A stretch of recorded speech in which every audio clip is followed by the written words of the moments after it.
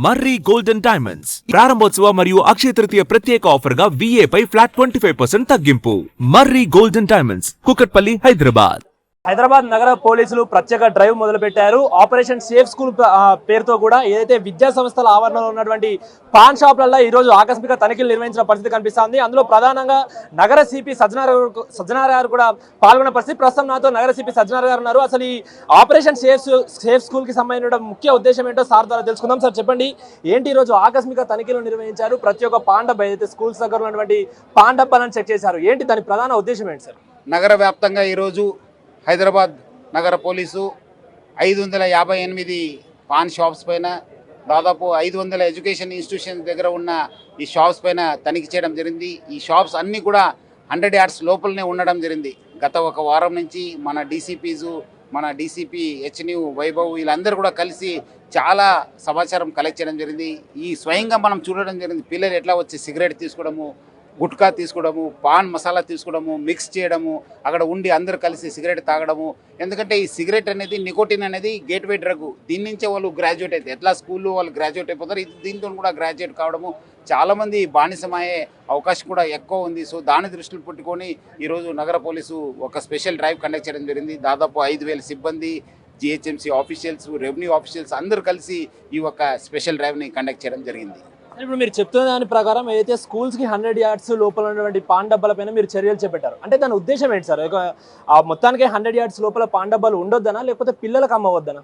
కాప్టా act కింద, అదేవిధంగా మనకు దొరికిన ఆధారపైన ఈ షాప్స్ ఈ ఒక స్కూల్ దగ్గర ఉండడం వల్ల పిల్లలకు రావడము, తీసుకోవడము అలవాటు కావడం జరుగుతుంది. చట్ట వ్యతిరేక పని. వాళ్ళు కూడా తెలుసు, షాప్ ఓనర్స్, నేను కూడా స్వయంగా మాట్లాడాను, వాళ్ళు తెలుసు సార్ ఇది అమ్మొద్దని తెలుసు సార్, బట్ మనం ఇక్కడ అమ్ముతున్నాను సార్ అని చెప్పి వాళ్ళు స్వయంగా చెప్పడం జరిగింది. సో చాలా చోట్ల కూడా పిల్లలుగా అమ్మిన ఒక వీడియోస్ కూడా వాళ్ళు చూపించాను. అందుకు వాళ్ళపైన కోప్టా యాక్ట్ కింద, JJ యాక్ట్ కింద కూడా మనం కేసు కట్టడం జరుగుతుంది.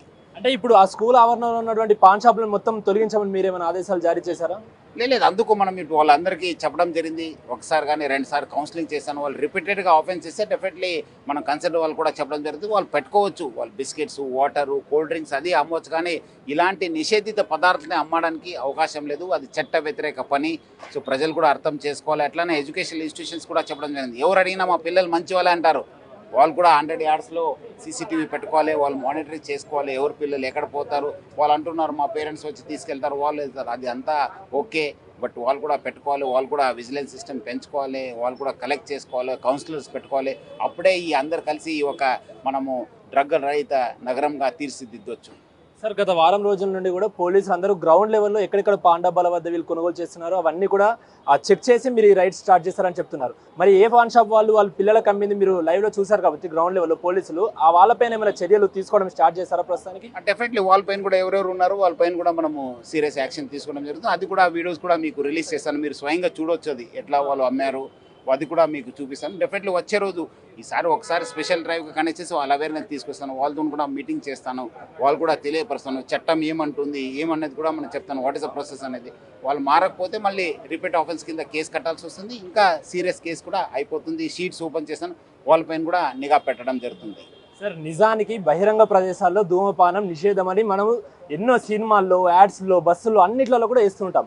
అయినా కూడా స్కూల్స్ ఆవరణలో పాన్ డబ్బాలని పిల్లలు తీసుకుంటున్నారు. కానీ అక్కడ మేజర్స్ కూడా, అంటే పెద్దవాళ్ళు కూడా అక్కడ స్కూల్ పిల్లల ముందు తాగడము అలా అంతా కూడా చేయడంతో పిల్లలు అట్రాక్ట్ అవుతున్నారు అనుకోవచ్చా? ఈ విధంగా ఈ స్మోకర్స్కి మీరు ఏం చెప్పాలనుకుంటున్నారు? పిల్లల ఆవరణ తాగొచ్చా లేకుంటే ఏంటి? ఇది ఒక సామాజిక ఇది అనుకోవచ్చు, ప్రాబ్లం అనుకోవచ్చు. అందుకు పెద్దలు కూడా ఈరోజు చాలామంది పెద్దలు చూసి చిన్నవాళ్ళు నేర్చుకుంటున్నారు. వాళ్ళు కూడా చేసుకోవచ్చు, వాళ్ళు సపరేట్ రూమ్స్ ఉంటావు, వాళ్ళు షాప్స్లో, వాళ్ళ ఇంట్లో చేసుకోవచ్చు. కానీ బట్ పిల్లల ముందు చేస్తే డెఫినెట్లీ వాళ్ళు కూడా ఇన్ఫ్లుయెన్స్ అయ్యే అవకాశం ఉంది.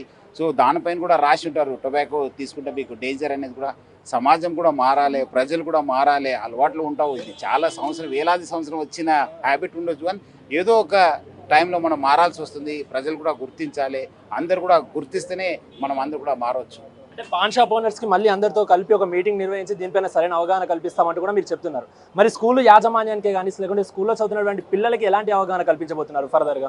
ఆల్రెడీ మనము చేశాను. ఇంకోటి సార్ అందరితో కూడా మనము జోన్ వైజ్ పిలిపించి వాళ్ళు కూడా చెప్తాను. ఎందుకంటే ఈరోజు చాలా స్కూల్స్ ఉన్నావు, వాళ్ళు కూడా అదే నేను చెప్పినట్లు 100 yards CCTV పెట్టుకోవడము, విజిలెన్స్ సిస్టమ్ పెంచుకోవడము, అట్లనే పిల్లలకి కౌన్సిలర్ అటెండ్ చేయడము, వాళ్ళ బిహేవియర్లో ఏమైనా చేంజ్ ఉంది చూడడము, వాళ్ళు కూడా అబ్జర్వ్ చేసి వాళ్ళు కూడా తగ్గినట్లు వాళ్ళు యాక్షన్ తీసుకోవాలని కూడా వాళ్ళకు తెలియపరుస్తాను. అంటే సార్ ఇది ఆల్రెడీ ఇప్పుడు ఏప్రిల్ మధ్యలోకి వచ్చేసాము, అంటే అకాడమిక్ ఇయర్ అయిపోవస్తుంది. సో ఈ సమయంలో ఇలాంటి రైడ్ స్టార్ట్ చేయడం, ఇలాంటి ఆపరేషన్ స్టార్ట్ చేయడానికి ముఖ్య ఉద్దేశం ఏంటి? ఎలాగో అకాడమిక్ ఇయర్ అయిపోతుంది కదా. అట్లీస్ట్ ఇప్పుడు అకాడమిక్ ఇయర్ అయిపోతుంది, అందుకు యాజమాన్యాలకు నెక్స్ట్ ఇయర్ నుంచి వాళ్ళు పక్కబందికి ప్లాన్ ఉండాలి. వాళ్ళ స్కూల్ కూడా సేఫ్ స్కూల్గా ఉండాలంటే వాళ్ళు కూడా గుర్తించాలి, వాళ్ళు కూడా చెప్పాలి మనకి ఎట్లాంటి లేదు, మా పిల్లలు మంచి పిల్లలు చెప్పడం వాళ్ళు కూడా తెలియపరచడానికి వాళ్ళు కూడా ఒక మైండ్ సెట్ తీసుకోవడానికి ఈరోజు ఫ్యాగెండ్ అయినా మనం ఇచ్చేయాలి. ఎందుకంటే మాకు చాలా కంప్లైంట్స్ రావడం జరిగింది, నాకు మెసేజ్ రావడం జరిగింది, కొన్ని లేటెస్ట్ వచ్చినారు, స్వంత పిల్లలు కూడా రాయడం జరిగింది, ఇట్లా వాళ్ళ తోటి ఫ్రెండ్స్ కూడా ఇట్లా అలవాటు అయిపోతున్నారని చెప్పి వాళ్ళు కూడా చెప్పడం జరిగింది. కొంతమంది ఫొటోస్ కూడా పెట్టారు.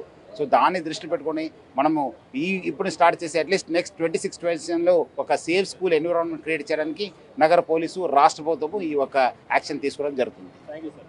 సో అది వింటున్నాం కదా, ఏదైతే విద్యా సంస్థల ఆవరణలో ఉన్నటువంటి పాన్ షాపులు ఏవైతే ఉన్నాయో అక్కడ పిల్లలు ఎక్కువ మోతాదులో కూడా సిగరెట్లు తీసుకోవడం, పాన్లు తీసుకోవడం కూడా ఇవన్నీ చూస్తున్నామంటూ కూడా పోలీసులు గమనించారు. దాంతో ఒక్కసారిగా కూడా రైడ్ స్టార్ట్ చేశారు.